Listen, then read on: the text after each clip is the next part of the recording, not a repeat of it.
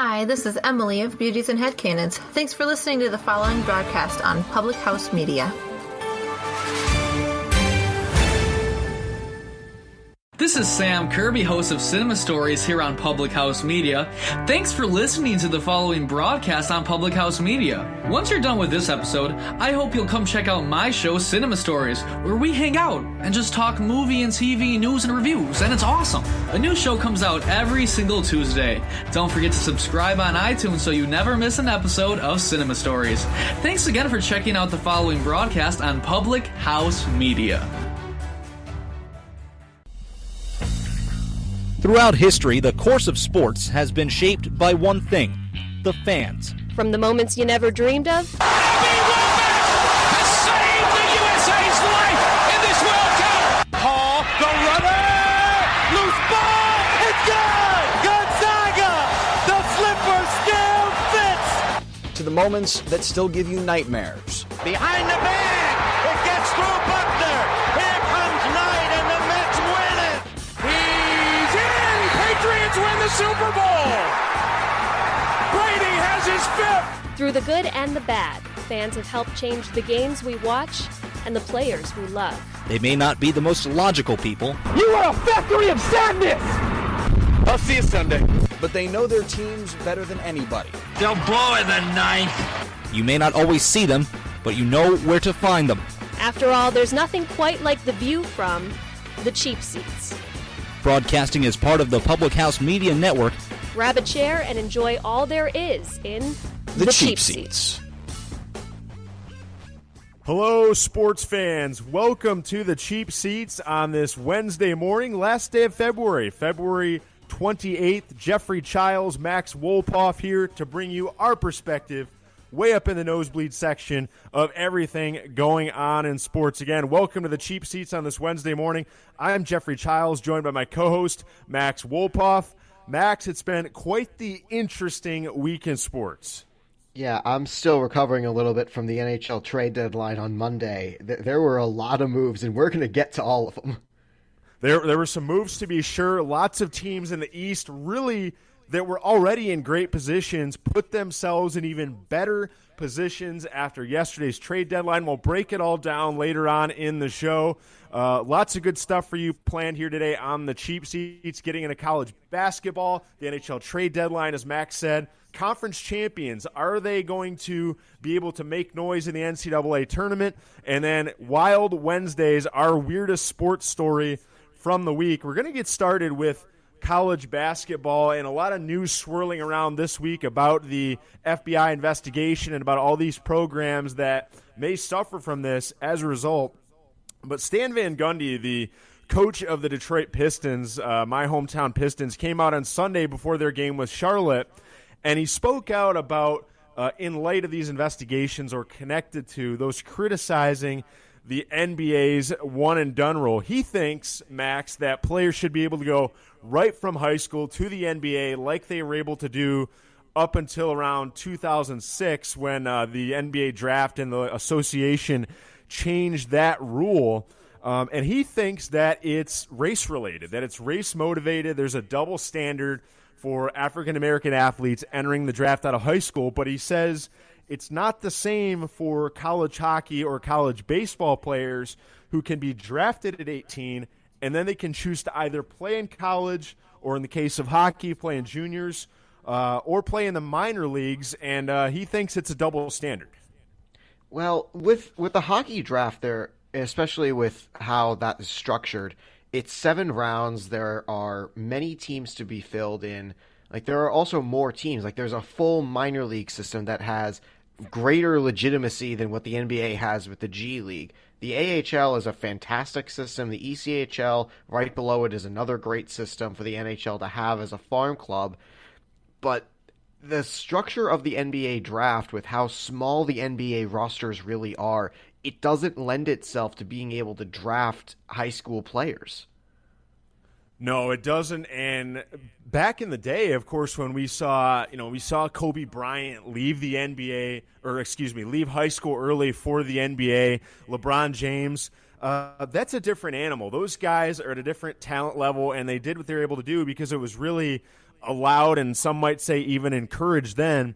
But as far as the minor league system in hockey, I'm right there with you. I think hockey has a great setup as far as they have the different tiers of the minor leagues. You can, get your training after college hockey. You can get your training in the ECHL or in the AHL, and those are great developmental leagues, and they've sort of changed hands over the years, but they provide that great training ground as with baseball, and the NBA just doesn't have that. Like, their training ground for forever has been college basketball, and now we're starting to see problems crop up that are intertwined and are forcing college basketball to sort of rethink how they do things and force the NBA to realize that, hey, we don't want to deal with all the politics of college basketball and players and breaking NCAA rules and FBI investigations. Like, Adam Silver just probably sitting there saying to himself, this is not what we signed up for. We don't want to deal with this. We want our developmental league, but we don't want to have to deal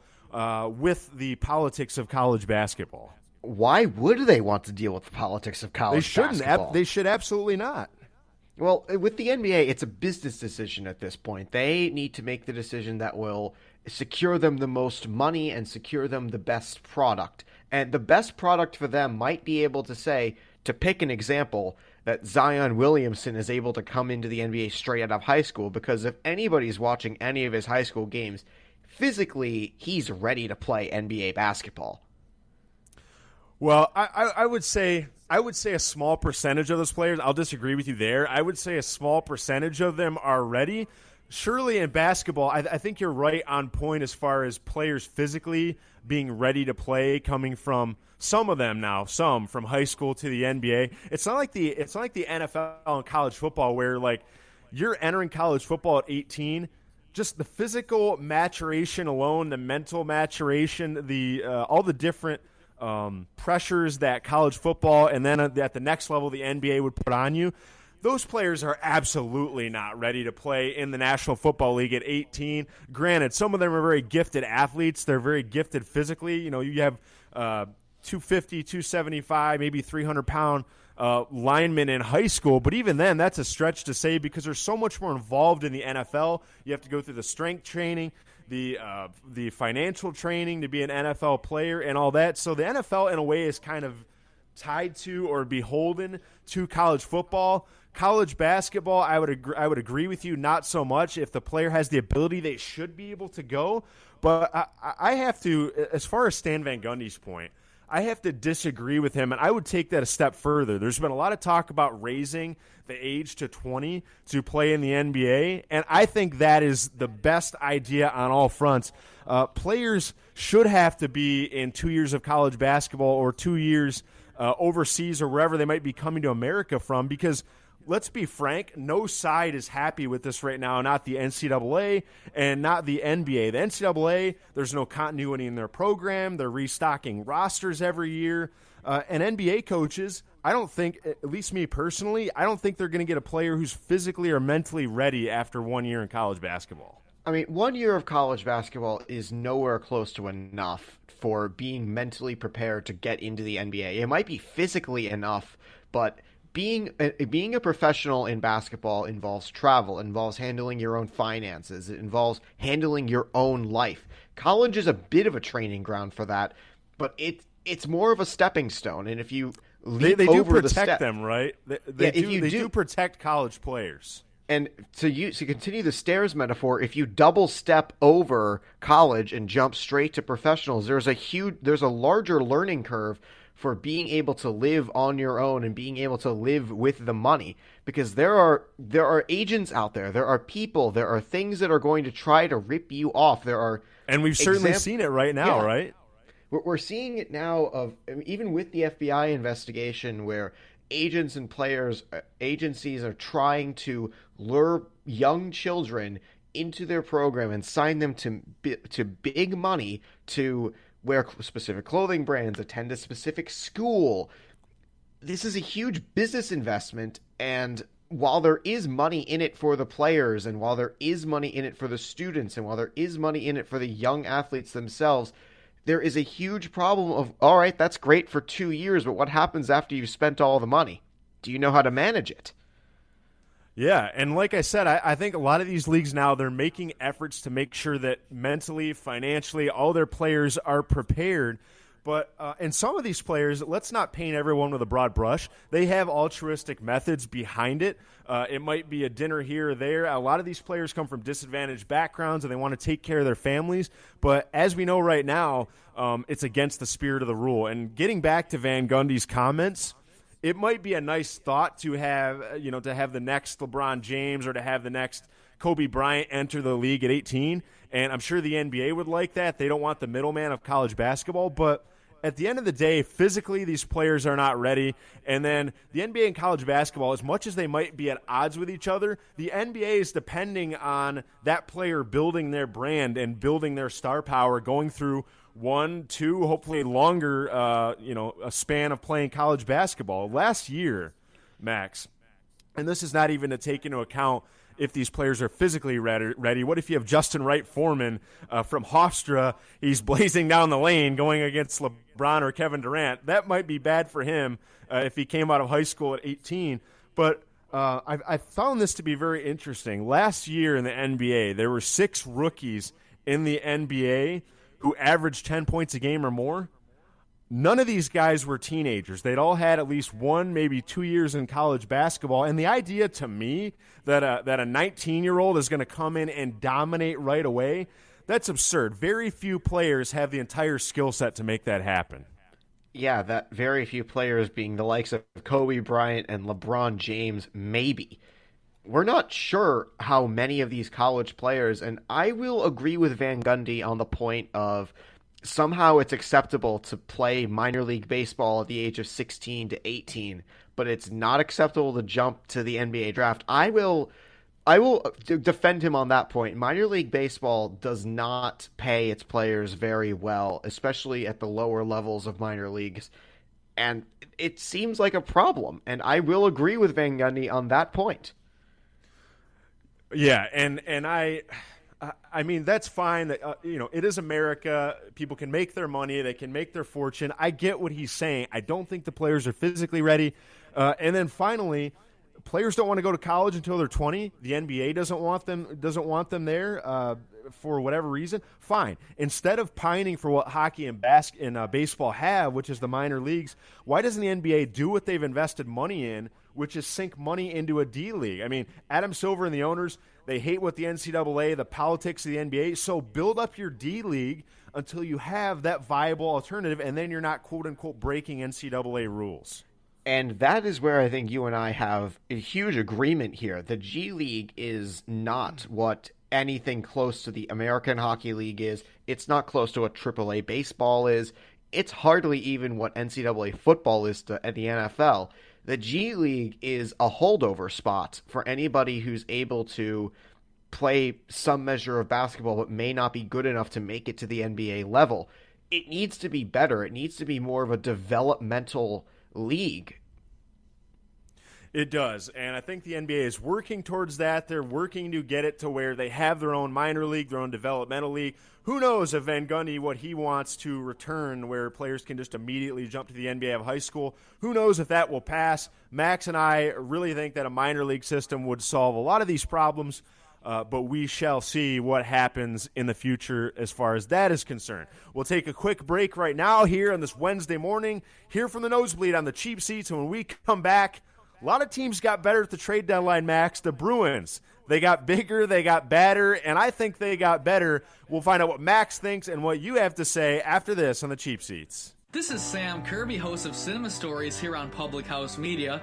Thanks for listening to the following broadcast on Public House Media. Once you're done with this episode, I hope you'll come check out my show, Cinema Stories, where we hang out and just talk movie and TV news and reviews, and it's awesome. A new show comes out every single Tuesday. Don't forget to subscribe on iTunes so you never miss an episode of Cinema Stories. Thanks again for checking out the following broadcast on Public House Media.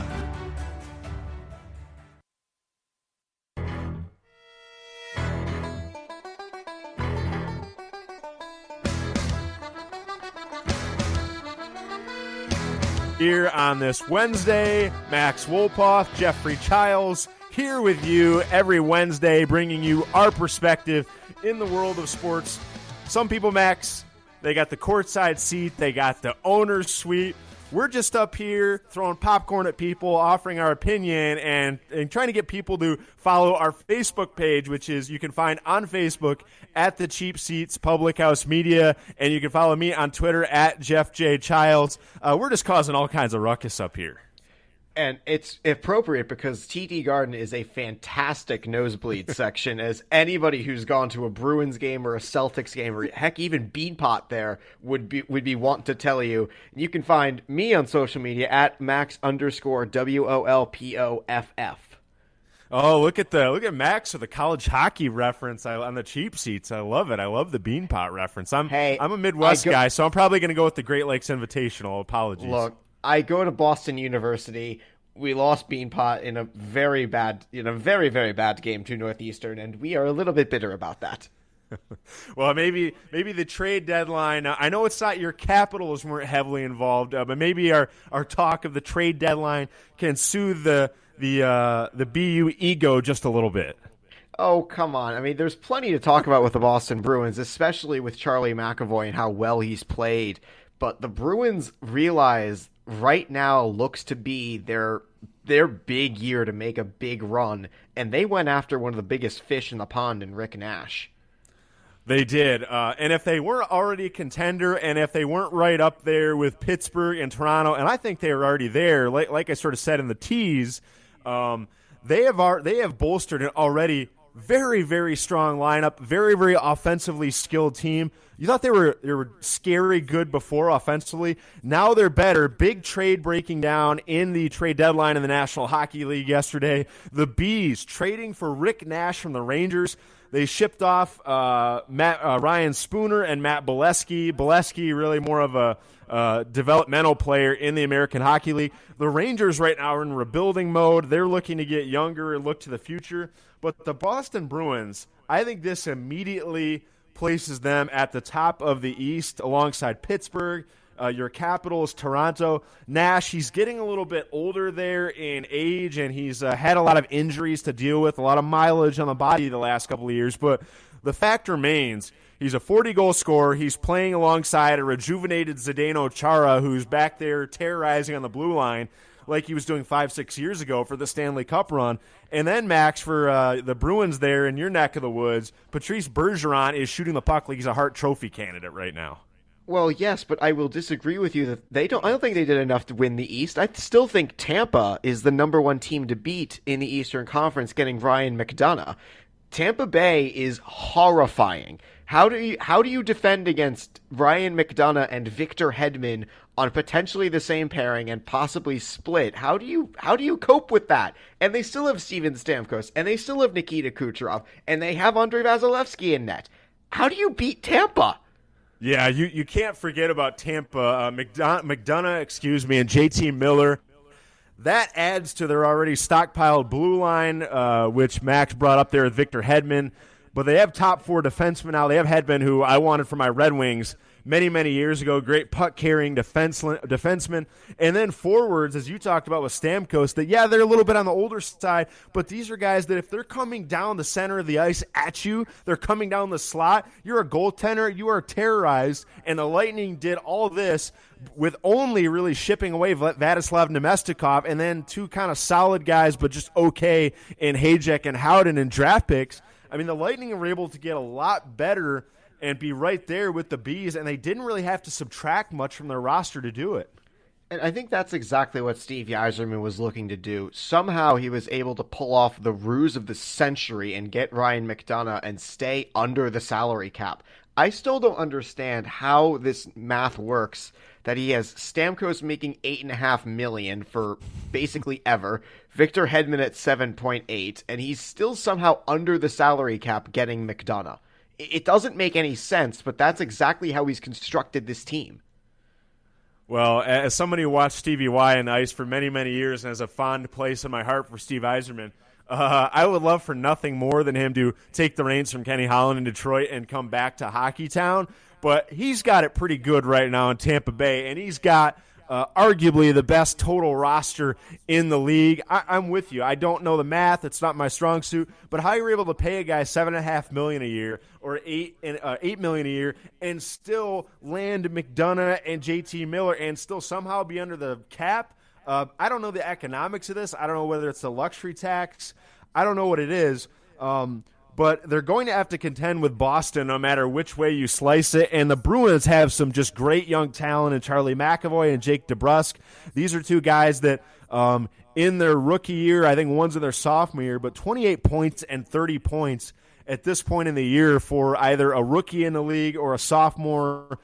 That's pretty good. And, oh, by the way, Boston still has all those veterans that we talked about in Bergeron and Chara. Bergeron operating on that first line right now that can really scare you coming down the middle. They know what it takes to win. I think Boston has that blend of experience and talent, and now you add what they've added to their roster with Rick Nash, and I know the mileage is there, Max, but Boston to me, if they can figure out, if that was a series with Tampa Bay and they get to the East Finals and they can figure out how to score on Tampa Bay's defense and Tampa Bay's goaltending, I'm not going to say I'd give them the edge in a 7-game series. I'd probably still take Tampa, but Boston is at least going to make that a competitive series if it is the East Final.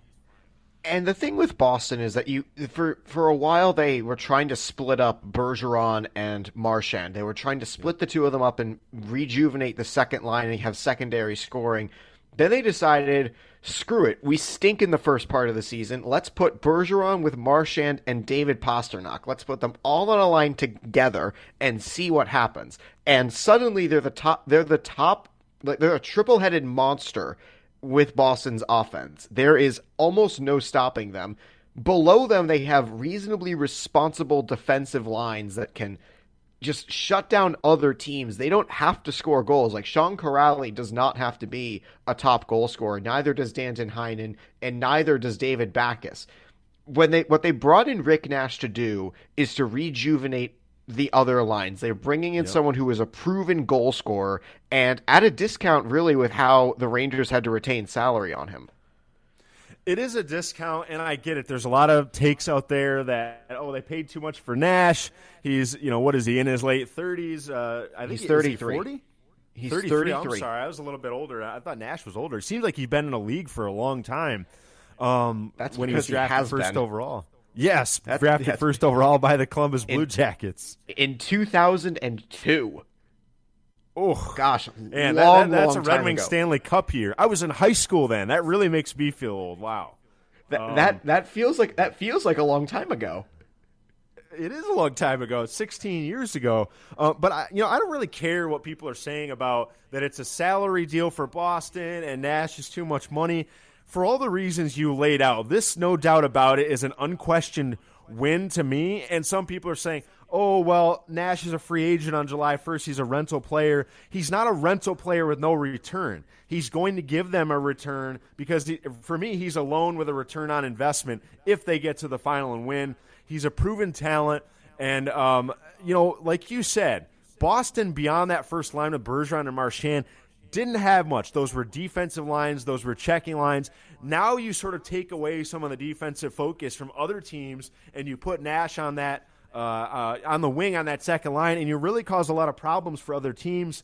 For me, Boston needed more size. They needed more girth around the net. They're already, as far as Corsi, one of the best teams in the league in scoring around their net. 53% of their shots happen around the net. And for Toronto or Washington or maybe Tampa Bay can do it, but if you're going to have to push a 6'4" guy out in front of your team's goaltender, I wouldn't want to do it. I wouldn't want to have to move Rick Nash out of the way. Yeah, one does not simply move Zdeno Chara. No, they do not. One does not simply do that. And with the Maple Leafs especially, I think what hurts the Maple Leafs is that they've played a busy first half of the season. They currently have just 5 more games played than the Bruins, even after the Tuesday night games. The Bruins have played so many fewer games. If they win all of those games in hand, they're going to leapfrog everybody and even jump Tampa Bay. Yeah, they certainly have those opportunities in front of them. You talked about the line combinations for Boston. David Krejci has always had that dynamic winger on that line. He had Milan Lucic. He had Nathan Horton. Now you add in Rick Nash. You have a great mix of veterans, youth, and three lines that can score, like my Red Wings had back in the day where they were, pre-salary cap, but they were able to add whoever they wanted willy-nilly. Chara is still just a technological terror that they've constructed in the corner there in the boards. And if you were to ask me right now, I don't know if I could say that Boston would beat Tampa in a 7-game series, but they would make it competitive. And, oh, by the way, Max, the Pittsburgh Penguins want you to remember they're the 2-time defending Stanley Cup champions, and the Penguins countered that deal in their own yesterday. Yeah, they did. And, I mean, it took a little bit for them to get Derek Brassard as well, but, God, I don't understand why people still want to help the Penguins. I just don't get it. What does GM Jim Rutherford have on the rest of the league that is compelling them to help Pittsburgh? Well, he's doing a little snake and oil show, I think, maybe like Kenny Holland back when he was considered a great GM, and getting these players and getting Derek Brassard for a steal, an 11-year veteran that I think would put Pittsburgh right there as well to challenge Boston and Vegas. In shipping him to Pittsburgh, only taking 40% of that cap hit. Vegas got better as well. We might get into that maybe a little bit later. But the Penguins know that if they're going to beat Boston or the Caps or Toronto, they need the experience. And you have a guy in that with Derek Brassard, 55 points in 78 playoff games. He knows how to have success when the lights come on. Well, last year what the Penguins proved is that you only need scoring and a hot goaltender. You don't even need a defensive core. Like, they were a shell of themselves. Basically, Pittsburgh's roster before, the third round was a top line, a bunch of scrubs from Wilkes-Barre Scranton, one top D pair, and your backup goaltender. And congratulations, you can still win because crazy voodoo luck has cursed DC since the beginning of time. I am very bitter. I'm very bitter at Pittsburgh as a city and as a team. Would that bitterness happen to come from you being a diehard Caps fan? It comes from living in Washington and always having the sting of defeat. It sucks. And well, you had the Redskins back in the 90s. Yeah, back in the 90s when A, I wasn't alive, and B, I don't care about the Redskins. Gosh, the football team has been bad since they left RFK. Yeah, they have. Really quick to wrap it up in our NHL trade talk, in our extensive conversation on the Bruins. For me, Boston, Tampa Bay, and the Rangers are winners. Where do you stand, Max? I definitely stand that those are winners today, but I think in the future, the winner for this one is definitely the New York Rangers. They got a first-round pick from Boston. I think they have 3 first-round picks in this upcoming draft, one of them their own. I really think the Rangers could have sneakily gotten a lot better, but one team I'm keeping my eye on is the Sabres. I mean, this was a very under-the-radar move when they got Danny O'Regan from the San Jose Sharks, and I don't know if you know this, O'Regan, when he was in college at Boston University, played with Jack Eichel on the Sabres and Evan Rodriguez, also on the Sabres. They're having a pretty nice chemistry, I'd say. Yeah, there's a great chemistry between those three, and it's definitely not going to come to the forefront this year, but if the Sabres hang on to O'Regan and can reunite the three of them and they can recreate some of that magic they had within a Terrier uniform, the Sabres at least have something to look forward to. Yeah, they do, and Evander Kane now in San Jose, but the Sabres, with that chemistry and adding that player, look to be in a pretty good position now and in the future. Before we take a break, we will step out right now. We have to bring up our poll question. We'd be remiss if we didn't mention that, and it has to do with the NHL and the free agency deadline. Our poll question today, you can find it on the Facebook page at the Cheap Seat Sports Podcast. Did Tampa do enough to win the East? I think Max is emphatically saying yes. I 100% Tampa is the team to beat in the Eastern Conference. And if anyone wants to disagree with me, I will die on this hill. Tampa is the team to beat. They can come see you in the cheap seats parking lot? They can come see me in the parking lot, and I will pull up every single number I can find. Tampa is the team to beat in this Eastern Conference. Boy, they are scary good. They bounced my Red Wings for a lot of years, which is bittersweet with Steve Yzerman at the helm. They are crazy, crazy good, and I would not want to play them if my goal was to come out of the East. Well, that wraps up our NHL segment. We'll take a break right now. When we come back here this Wednesday morning on the Cheap Seats, conference champions are crowned in college basketball. We'll go through each conference, give our thoughts on if the champs can make a deep run in March. That and more. Max Wolpoff, Jeffrey Chiles, you're listening to the Cheap Seats on Public House Media. This is Katie, co-host of Coffee with Keith and Katie here on Public House Media. Once you are done with this episode, I hope you'll come check out my show, Coffee with Keith and Katie, where we talk about the adventures of our daily lives and relationship. A new show comes out every Tuesday and Friday at 8:30 p.m. Central. Don't forget to subscribe on iTunes so you never miss an episode of Coffee with Keith and Katie. Thanks again for checking out the following broadcast on Public House Media.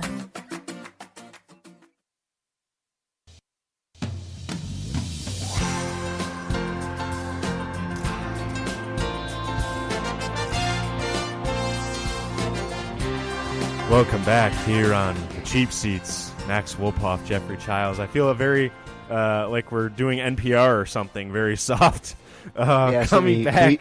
Let me whisper into the microphone. Yes, if you can hear on Pawnee Public Radio, Pawnee and Eagleton. Anyway, a little Parks and Rec reference for you here on this Wednesday on the Cheap Seats. Max Wolpoff, beautiful. Jeffrey Chiles. Wolpoff, sorry. Yeah, that was beautiful. That was beautiful. Yes. Love the Parks and Rec. Love that. Yes, big fan. Hopefully our listeners are as well. Even if you're not, you're a fan of this show because you're listening to it. Again, we can throw out our Twitter handles for you. Follow our Facebook page at the Cheap Seats Sports Podcast. You can answer our poll question for the day, which is, can anyone overtake Tampa in the Eastern Conference in the National Hockey League? Go there, vote on that. Give us a like. Give me a follow on Twitter, Jeff J. Chiles, because we all love more followers. And give Max a follow on Twitter. Yeah, at MAX_WOLPOFF. Do not forget the underscore. Underscore of the utmost importance as we roll along here on the Cheap Seats on this Wednesday morning, last day of February. Glad you're here with us, listening here on this Public House Media broadcast. Max, you and I talked last week at length about the Blue Bloods in college basketball and what parity was, what parity meant. Did it mean that the Blue Bloods in college basketball can make deep runs in March? We kind of agreed that this was a year more for what did we agree? I think we agreed that the parity was there, but it was also a down year for the Blue Bloods, right? It was a down year for the Blue Bloods, but it's more entertaining individual matchups. I think as far as the season length goes and as far as the legacy of this season, it's not going to be remembered very well. But with the individual games, these games have become so much more important. Like with Virginia Tech knocking off Duke on Monday night. That was a fantastic contest. Yeah, last second shot on Monday night. The Hokies defeating the Blue Devils at the last shot. You had a little bit of shades of NC State in the '83 title game with the ball that went long and the player jumping for the putback. Great moment on Monday night as the Virginia Tech Hokies upset Duke in Blacksburg. Now for this year, not talking Blue Bloods today, but conference champions. Conference championship or conference evaluation and who is the strongest conference. We hear that argument a lot in college football that the SEC chants from SEC fans or Big Ten fans that they have the best conference. More so in college basketball, I'd say it's more of a metric as far as RPI and strength of schedule. But it is fun to sort of look at these conferences and break down in a year in which really you could have a Final Four team come out of nowhere and take down some of the traditional powers that are not having as strong a year. We start in the Big Ten, Max, and Michigan State winning their first outright Big Ten title since 2009, back when I was in college. The Spartan front court is one of the best in college basketball with Miles Bridges, who can bully you down low, who can step out and shoot. He can dribble to the basket, and then complemented by Nick Ward. They are a very, very strong Tom Izzo front court, typical to what Tom Izzo likes to present there in his front court and in his center position. But this year, I don't know if this Michigan State team, watching them all year, and yes, they're a rival to Michigan, but watching them, but I do have respect for Tom Izzo, and I love that rivalry. But I'm not sure this year that Michigan State is a team that is going to have what it takes to make a deep run in March. They're averaging 82 points a game, but they do have a backcourt that is prone to turning it over. They can go long stretches without moving the ball well or scoring, and then they can really get into foul trouble this year, which if you have a shorter starting five and a shorter bench, that's going to put Michigan State in a difficult spot. They're still up there as far as rebounding. They're fifth in the country, but oftentimes for Michigan State, that rebounding, and especially this year where they might not have the offense, I don't know if that's going to be able to carry them far in the tournament. And with the last couple games, they haven't played that many impressive opponents. Like their last win over a fellow ranked opponent was their 3-point win against Purdue. But they last lost a game, and this was very early in Big Ten play when they lost to Michigan in January. But other than that, they've won the games they were supposed to win. Some of them closer than others. 3 points at Indiana, 3 points Purdue, 5 points against Northwestern. But then they crush Illinois by 20. Michigan State does have plenty of offensive firepower, but my fear with this is that it's kind of like 2 years ago with the Spartans, where everyone was looking at them like, they're going to be champions, just watch. And then they lose first round to a 15 seed. Yeah, and I'm not going to lie. As a Michigan alum, I took a little bit of joy on that. I like to be down the middle for the most part, but I did enjoy that. But all kidding aside about that rivalry, Tom Izzo always has Michigan State ready. He's called Mr. March for a reason. He had a slip-up 2 years ago. This year, still a strong team. Michigan State has shown cracks in the armor. I don't think they have what it takes to make a deep tournament run, but Michigan State is always ready under Tom Izzo, and we will see if they do, in fact, represent the Big Ten deep into the tournament. The Big 12, boy, talk about a firefight of a conference. They don't stray far from their football counterpart in terms of scoring points. This is an offensive league. This is a league that really likes to shoot the three and really put teams in a hole early. Kansas, just when you thought the streak might be over, they win their 14th straight Big 12 title. They break John Wooden's UCLA Bruins, who were winning 13 in a row from the 60s to the late 1970s. I still think the Big 12 is the best conference as far as college basketball is concerned. As a whole, offensively, really, really talented conference. West Virginia finished the year at 11-6, Texas Tech 10-7. Now, you might say that's because they're beating up on each other, but at the end of the day, Kansas still left the Big 12 as their champions this year. Give your quick thoughts, I guess, to the listeners on Kansas, and then I'll jump in. With Kansas, I look at their losses. Their losses to Oklahoma by 5. Their losses to near loss to Texas Tech, but a couple of days ago. Man, Kansas is still one of the top teams in the country. They still have a fantastic look. They have a fantastic outlook. They have a great roster to their name. I'm failing to really see where within the Big 12 they'll have problems, but come tournament time, I think it really depends on how they're drawn and what seed they get, and that's all the more important for them winning the Big 12 outright and with dominant fashion. I think they need an easy path to the tournament to get anywhere deep. Yeah, I think you're right. I don't think they're going to be able to just cakewalk through and just curb stomp everybody in the tournament on their way to yet another Final Four. Devontae Graham is an outstanding player. Really smooth shooting stroke. He can really score for Kansas when they need him to. A little bit more of a distributor, 17 assists a game. That's one of the better assist men in the conference.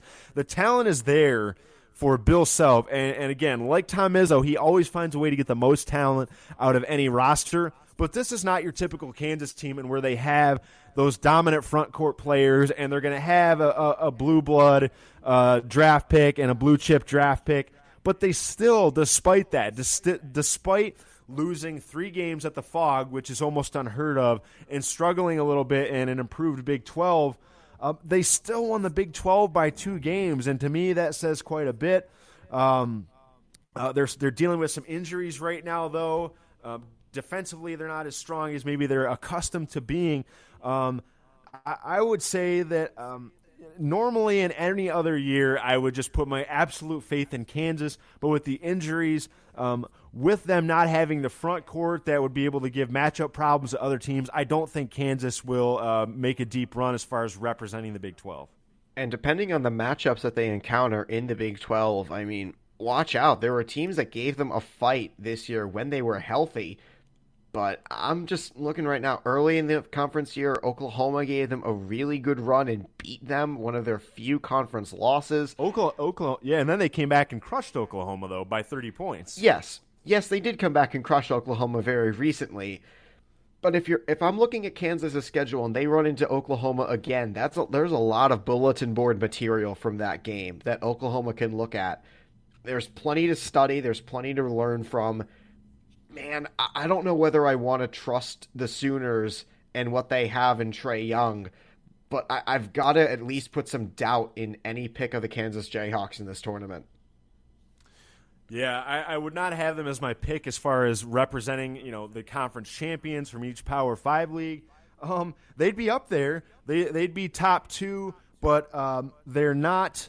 I don't think really any of these conference champions to me are legitimately a power this year, and they're just going to stroll through everybody and just blitzkrieg everybody on the way to a Final Four. But if there was one team that I had some hope in, that have had tournament heartbreak before, that might be able to do it, it's Virginia, who's had a chokehold on the ACC all year. North Carolina and Duke, let's be fair, they're not their typical lockdown defensive teams, but this is the third ACC title for Tony Bennett and Virginia in this decade. I think they're maybe starting to figure it out. Offensively, they're terrible. They're not a good offensive team, and it's hard to win the tournament with just defense because you have to outshoot some teams. There's going to be one shootout on your way to a Final Four. But Tony Bennett's got them playing such good defense. They only allow 52 points a game. That's tops in the country. Is that better than other defensive outfits they had? I don't know. They're not maybe a strong rebounding team. They're 311th in the country in rebounding. But the other day, Max, if I had a metric or a data point that would make me say that this Virginia team, even with their weak offense, can make an Elite Eight run perhaps, or at least get to the Sweet 16, they crushed Pitt, and they held Pitt, listen to this, to 7 points in a half. In a half. Pitt's lowest point total since 1952. It was incredible to watch. It was a fantastic display of what I said in our last episode of eating your vegetables basketball. Virginia, they really know how to play their defense. They know how to play. They have great gap control. They don't let you have any room to breathe on defense. Not a whole lot of room to shoot. But their one conference loss was to in-state rival Virginia Tech, and it was only by 1 point. I'm staring at Virginia, and I'm looking at the two remaining games against Louisville and Notre Dame on Thursday and on Saturday.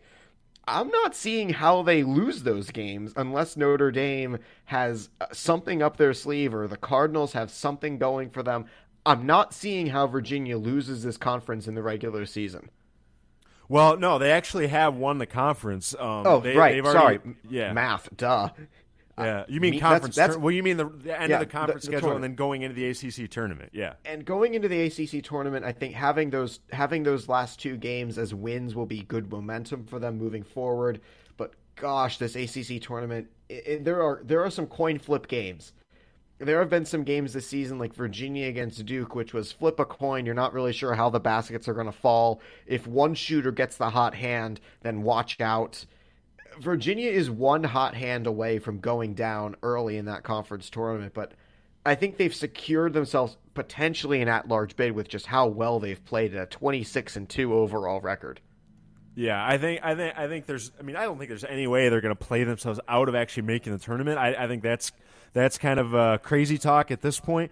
But Virginia, out of all these Power 5 champions that we've run through so far, I think Virginia has the best chance to make a semi-deep run, Sweet 16, Elite 8, but they just don't have the firepower and offense. And like you said, at some point, they're going to engage in a shootout, and they're going to run up against a very hot hand in the tournament, wherever it might be. But if they do need that game-winning shot, Max, I mean, who do they turn to? Their leading scorer, Kyle Guy, in the Pittsburgh win. Tony Bennett kept him out of the game. He had a bit of an injury. His status is up in the air. Devin Hall, not like a pure scorer for them. I mean, he's averaging 4 boards and three dimes a game. And finally, Tyus for them, or Ty, excuse me, plays 29 minutes, but he's not really a lights-out scorer. I mean, straight up, I'm going to ask you, do you think offensively they will be able to pick up the slack enough to make a semi-deep tournament run?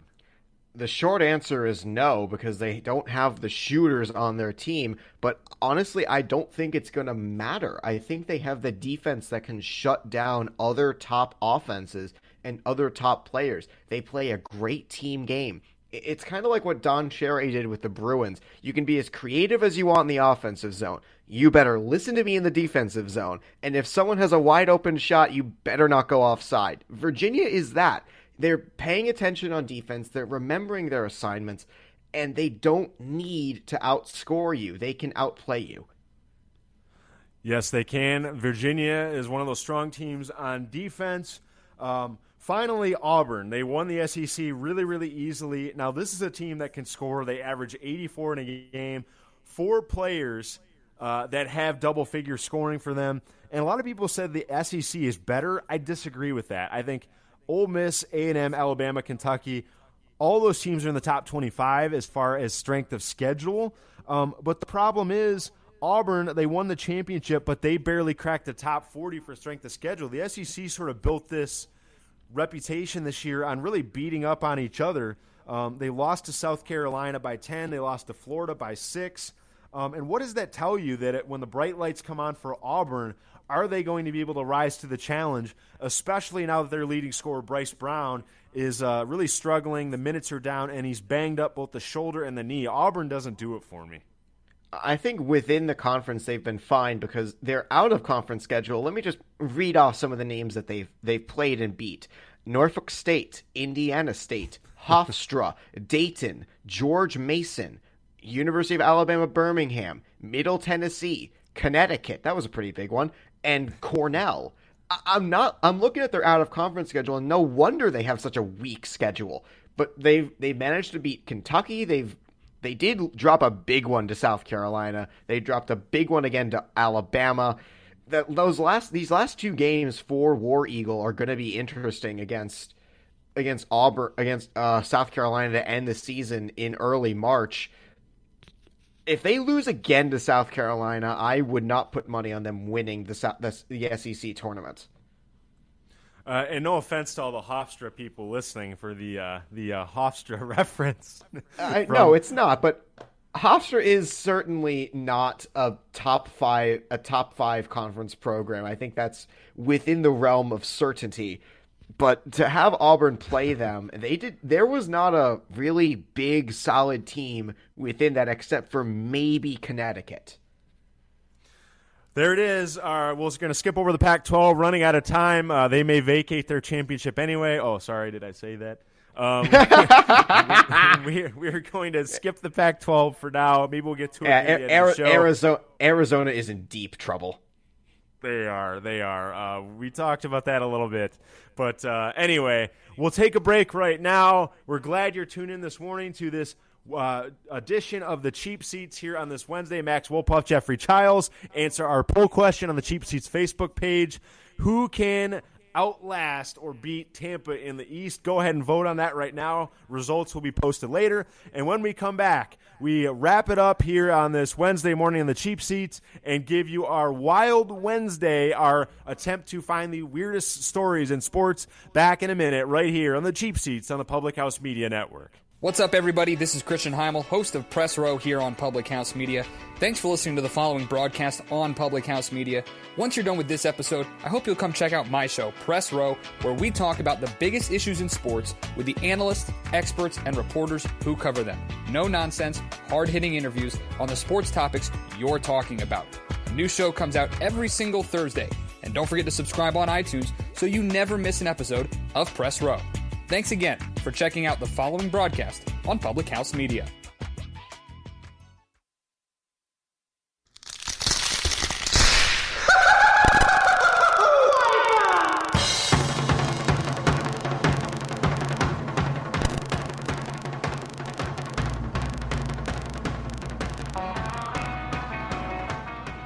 Welcome back to the Cheap Seats. Very appropriate segue in our final segment. We may wipe out this segment, but we will do our best to keep it on the rails. Our Wild Wednesday, where we find and dig up the weirdest sports stories in the sports world and on the internet.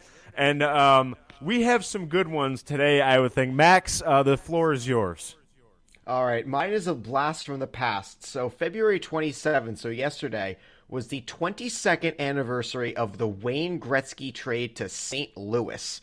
Now, Wayne Gretzky spent a grand total of just a few games in St. Louis. He did not spend very long there. He was there for a cup of coffee. Basically, he played for, let me see if I have, he played 18 regular season games and 13 in the playoffs. The Blues did not win the Stanley Cup with him, but the circumstances surrounding the circumstances surrounding the trade for St. Louis, yes, they are still waiting for that cup. But after being traded to LA, it was basically assumed Gretzky would be with LA for a while. He'd be there for the long haul after he got traded from the Oilers. But Los Angeles was not in contention in 88. LA in 96, sorry. They were not in contention. They were not doing very well. Free agency was looming after this contract. The owner, Bruce McNall, was in huge legal trouble. And they saying if Wayne Gretzky can get traded, anybody can. Apparently reapplied to Wayne Gretzky. So bringing it back to what happened, there were three teams considered in the front running. It was the Canucks, it was the Blackhawks, and it was the New York Rangers. And the New York Rangers seemed like the obvious choice. Mark Messier was there. They were contenders for the Stanley Cup. There were rumors swirling, and that grew into pretty reasonable suspicion that Gretzky was going to be traded to New York. But then Mike Keenan steps in. Mike Keenan, who has all the credit in the world for winning the Stanley Cup with the New York Rangers in 1994, he immediately left for the St. Louis Blues, and that was because of small print within his contract that he read as saying he was allowed to leave. The Rangers did not believe that. And that year, Commissioner Gary Bettman, in his first season, decided to suspend Keenan 60 days and fine him $100,000. Keenan did not forget this. So when it came time for the Rangers to potentially lure Gretzky, the talks had hit a snag. Keenan steps in and said, all right, here's a deal. You're going to get Roman Vopat, Patrice Tardif, and Craig Johnson, along with a first and a fifth, and we get Gretzky. And LA jumped at it. Say again? Who? That's the thing. Roman Vopat did not pan out. Neither did Patrice Tardif, and neither did Craig Johnson. Neither did either of the picks. I thought you were going to tell me the TARDIS, so I thought the doctor was going to go back in time and prevent that trade from happening. No, Patrice Tardif, Tardif. None of the players involved panned out for LA. But Gretzky was brought in. He was immediately made captain of the Blues, which created a rift within the locker room between him and the previous captain, Shane Corson. But the chemistry never developed between Gretzky and Brett Hull. And this is the 22-year anniversary of his time with the St. Louis Blues, which was even funnier because he played in the alumni game for the Blues at the Stadium Series against the Blackhawks. That wasn't too long ago. He did. Was Gretzky on that 96 Blues team that lost to the Red Wings in double overtime? Yes, that was the game. That was the team. Yep. It was they won the series in 6 against the Maple Leafs, then they went up against the Red Wings and they lost in double overtime in 7 with Steve Yzerman scoring the goal. Yep. And guess who turned the puck over? Wayne Gretzky. Yeah, I think I remember that call is burned into my memory, and I remember Gary Thorne saying Gretzky had it, lost it. And then Yzerman picked it up and had the blue line chance, and he scored, and that was history for the Red Wings. That's my fondest memory, or my fine anecdote to that story, is that the Red Wings beat Wayne Gretzky. Hey, you know what? Even Wayne Gretzky can lose. That is true. My story for this weird, wild, and wacky Wednesday, whatever we're calling it, I found this one in the Huffington Post, so Max, brace yourself. Uh-oh. All right, I'm strapped to my chair. I'm ready. Okay, have you ever, neither of us have been married, correct? You're correct. Have you ever wanted to, maybe some men want to do this within the bounds of legality, wanted to toss your wife out the window or win a sporting event with your wife while also maybe tossing her? I think I've heard about this. But no, I don't want to do that. Okay, here's the thing. Headline on the HuffPost today. Couples face heavy competition in the bizarre sport of wife carrying. Now, we know that couples face many, many marital hurdles, but not like those in the North American Wife Carrying Championship. There's a competition this past Saturday at a ski resort in Newry, Maine. 44 couples entered. They desired to have this happen to test their relationship and their strength by running through an obstacle course, which included log hurdles, sand traps, and mud. There were lots of mud in Maine. But the man had to carry his betrothed through the 278-yard course. The couples didn't have to be married, I should clarify. Each team must have a male and female member over the age of 21. And the couple, or I guess the man, the teamwork, the couple with the fastest carrying time wins glory. They win the woman's weight in beer and an amount of cash equal to 5 times her weight. How do you like them apples? Equal to 5 times? Awesome. Wow. Well, I think if I were the woman, I'd be a tad bit offended at this. I mean, yes, there is that, but at the same time, man, oh gosh. I know you're keeping score at home and you're on the edge of your seat, so I'll spoiler alert. Elliot and Glana's story of Westbrook, Maine. The fastest time he carried her 278 yards in 59 seconds, which won him. Show us what they won. 11 cases of Goose Island Oktoberfest beer and $665. Not a bad haul, no pun intended, for carrying your wife. Oh, that was awful. Boo. Get off the stage. Boo. But listen to this. They will have a story that will maybe support their marriage for life. The World Championship Wife Carrying Competition, they get to enter. There's a worldwide competition for this in, I apologize if I get the city name wrong, Sankajärvi, Finland next summer. So they're going national and they're going international, but the man has to carry the woman with her waist in his hands while he squeezes her neck with his squeezes his neck with her legs. That's uncomfortable. The chicken carry. Oh boy. Who came up with this? Apparently, well, glad you asked. This is based on a Finnish robber named Ronkonen who wouldn't let anyone join his thievery gang until they could complete an obstacle course with a sack on their back. The initiation may or may not have involved stealing women from neighboring villages. The first modern event took place in 1991, according to the Ski Channel, very highly vetted source. In sickness, in health, and I guess in obstacle course. And regardless of weight, apparently. Well, they said there would be obstacles in marriage, but I didn't think those would actually be physical obstacles on a course. Wow. Oh, okay, man. We finished the cheap seats. I think the ushers made us move up a little bit with that story, even further up in the cheap seats. We're way up. We can touch the roof right now at the old Boston Garden. Oh, man. That is a bit of a stretch. But that brings us to the end of our episode this fine last day of February, Wednesday morning. Thank you for listening to the Cheap Seats, again, here in Public House Media Network. Again, you can find us wherever your favorite podcasts are distributed. That means Public House Media, what is it, phmedia.com is our website. Apple Podcasts. The PH Media. thephmedia.com. Apple Podcasts, Spreaker. You can find our podcast on any of those fine outlets. And one final time, vote in our poll question. We had a lot of NHL talk today, and did Tampa do enough to win the East? The results will be posted soon. We want your take on what Tampa did. Max and I are in agreement. They are locked and loaded for the playoffs. Should be a fun Stanley Cup playoffs, Max, no matter who comes out of the East.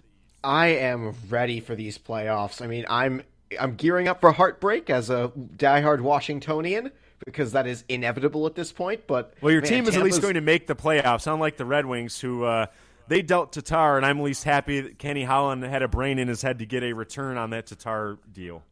They got 3 picks from Vegas, and you were lucky to get 3 from anybody at that point. Mm-hmm. Yep, and Tatar having a down year, but Kenny was able to ship him off to Sin City.